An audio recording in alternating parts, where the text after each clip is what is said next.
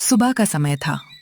एक छोटे से गांव के रेलवे स्टेशन पर हल्की हल्की धूप फैल रही थी। स्टेशन के बाहर एक पुरानी सी चाय की दुकान थी। उस दुकान का मालिक था रामू, जो अपनी ईमानदारी और मेहनत के लिए पूरे इलाके में जाना जाता था। रामू की कमाई बहुत कम थी। उसकी बूढ़ी माँ बीमार रहती थी और उसकी 8 साल की बेटी गुड़िया स्कूल जाना चाहती थी, लेकिन पैसों की कमी के कारण उसकी पढ़ाई भी रुक रुक कर चल रही थी। हर सुबह रामू सबसे पहले भगवान को प्रणाम करता और फिर चाय बनाना शुरू कर देता। हे भगवान, आज इतना काम देना कि माँ की दवा और गुड़िया की फीस भर सकूं। पापा, मैं बड़ी होकर टीचर बनूंगी। जरूर बनोगी बेटी, बस मेहनत करती रहना। कुछ ही देर में स्टेशन पर ट्रेन आ गई। यात्री जल्दी जल्दी चाय पीकर अपनी ट्रेन पकड़ने लगे, लेकिन उस दिन भी कमाई बहुत कम हुई। रामू शाम तक मेहनत करता रहा, फिर भी मुश्किल से कुछ रुपए ही जुटा पाया। पास की दुकान वाला श्याम हंसते हुए बोला, रामू, इतना ईमानदार बनकर क्या मिलेगा? थोड़ा कम दूध डाल, थोड़ा ज्यादा पानी मिला, ज्यादा कमाई होगी। श्याम भाई, भूखा रह लूंगा लेकिन बेईमानी कभी नहीं करूंगा। श्याम हंसते हुए वहां से चला गया। शाम होते होते तेज बारिश शुरू हो गई। तभी एक अमीर व्यापारी अपनी कार से उतरकर जल्दी जल्दी चाय की दुकान पर आया। उसने चाय पी, फोन पर किसी से बात की और जल्दी में स्टेशन की ओर भाग गया। कुछ मिनट बाद रामू की नजर एक काले रंग के बैग पर पड़ी।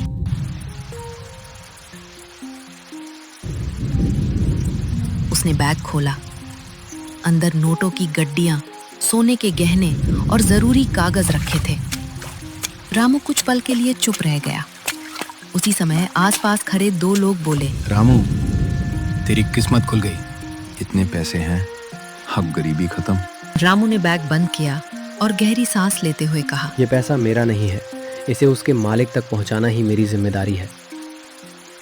दोनों आदमी हैरानी से रामू को देखने लगे। रामू ने बैग अपनी दुकान के अंदर सुरक्षित रख दिया और बारिश में भी व्यापारी का इंतजार करने लगा। रात गहरा चुकी थी। बारिश अभी भी रुकने का नाम नहीं ले रही थी। रामू अपनी छोटी सी दुकान के बाहर खड़ा हर आने जाने वाले को ध्यान से देख रहा था। तभी दूर से एक आदमी भागता हुआ स्टेशन की ओर आया। उसके कपड़े भीग चुके थे और चेहरे पर घबराहट साफ दिखाई दे रही थी। वही अमीर व्यापारी था। भाई साहब, क्या यहाँ एक काला बैग रह गया था? उसमें मेरी पूरी जिंदगी की कमाई है। हाँ साहब, आपका बैग सुरक्षित है। रामू दुकान के अंदर गया और बैग लाकर व्यापारी के हाथ में दे दिया। व्यापारी ने कांपते हाथों से बैग खोला। अंदर सब कुछ वैसा ही था। उसकी आंखों से खुशी के आंसू निकल पड़े। व्यापारी ने जेब से मोटी रकम निकाली और रामू की ओर बढ़ा दी। माफ कीजिए साहब, मैंने अपना फर्ज निभाया है। ईमानदारी की कोई कीमत नहीं होती। आज के जमाने में भी ऐसे लोग हैं। पास खड़े लोग भी रामू की बात सुनकर उसकी तारीफ करने लगे। अगली सुबह व्यापारी फिर स्टेशन पहुंचा, लेकिन इस बार वो अकेला नहीं था। उसके साथ शहर के कुछ बड़े लोग भी थे। सभी रामू की दुकान पर आए। रामू, कल तुमने मुझे मेरा बैग लौटाया। आज मेरी बारी है तुम्हारा धन्यवाद करने की। साहब, मैंने तो सिर्फ अपना कर्तव्य निभाया। अब ये छोटी सी दुकान नहीं रहेगी। मैं इसे एक सुंदर और आधुनिक चाय कैफे बनवाऊंगा, ताकि तुम्हारी मेहनत का सही सम्मान हो। रामू की आंखें नम हो गईं। धन्यवाद साहब, मैं इस भरोसे को कभी टूटने नहीं दूंगा। नई दुकान, नई शुरुआत। कुछ ही दिनों में रामू की छोटी सी चाय की दुकान एक सुंदर और साफ सुथरे चाय कैफे में बदल गई। अब दूर दूर से लोग सिर्फ चाय पीने ही नहीं, बल्कि उस ईमानदार चाय वाले से मिलने भी आने लगे। दीवार पर एक बोर्ड लगा था, रामू भाई, आपकी चाय जितनी अच्छी है, आपकी सोच उससे भी बड़ी है। साहब, चाय का स्वाद चीनी से नहीं, नीयत से मीठा होता है। लालची आदमी की चाल। रामू की बढ़ती लोकप्रियता देखकर पास का दुकानदार श्याम जलने लगा। उसने सोचा, अगर रामू की बदनामी हो जाए तो सारे ग्राहक मेरी दुकान पर आ जाएंगे। एक रात वो चुपके से रामू की दुकान में गया और कैश काउंटर के पास चोरी के कुछ नकली गहने रख दिए।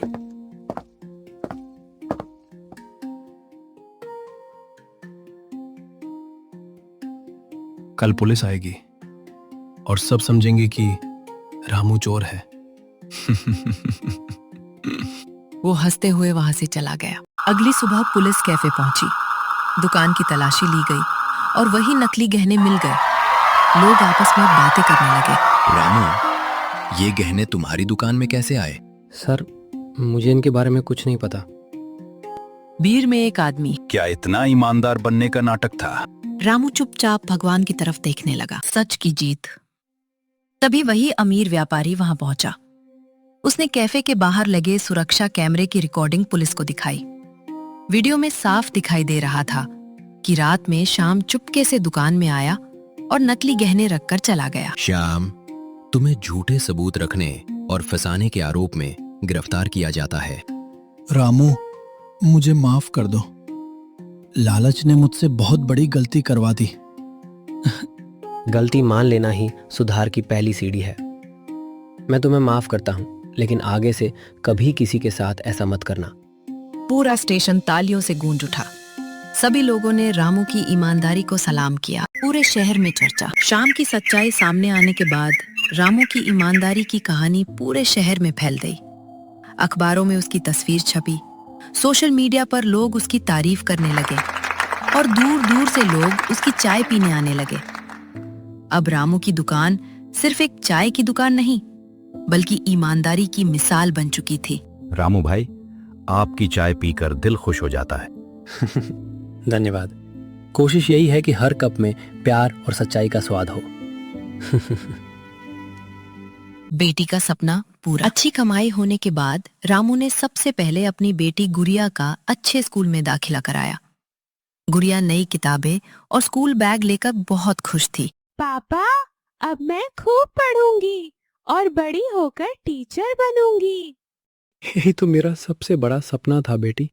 बेटा, आज तेरी ईमानदारी का असली फल मिला है। कुछ दिनों बाद नगर पंचायत ने रामू को सम्मानित करने का फैसला किया। मंच पर सैकड़ों लोग मौजूद थे।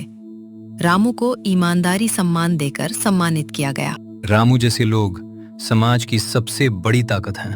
मैंने कोई बड़ा काम नहीं किया, मैंने सिर्फ वही लौटाया जो मेरा नहीं था।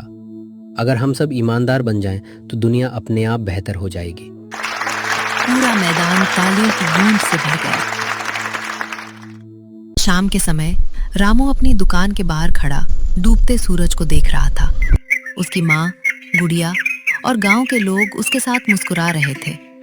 रामू ने आसमान की ओर देखा और मन ही मन भगवान का धन्यवाद किया। उसे समझ आ गया था कि असली दौलत पैसे में नहीं, बल्कि लोगों के विश्वास और सम्मान में होती है। जिंदगी में मुश्किलें हर किसी के सामने आती हैं, लेकिन जो इंसान हर हाल में ईमानदारी का रास्ता चुनता है, देर सबेर सफलता उसी के कदम चूमती है।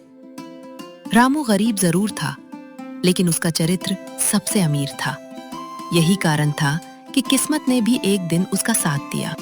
मॉरल: ईमानदारी का रास्ता कठिन हो सकता है, लेकिन मंजिल हमेशा सम्मान, विश्वास और सच्ची सफलता तक पहुंचाती है।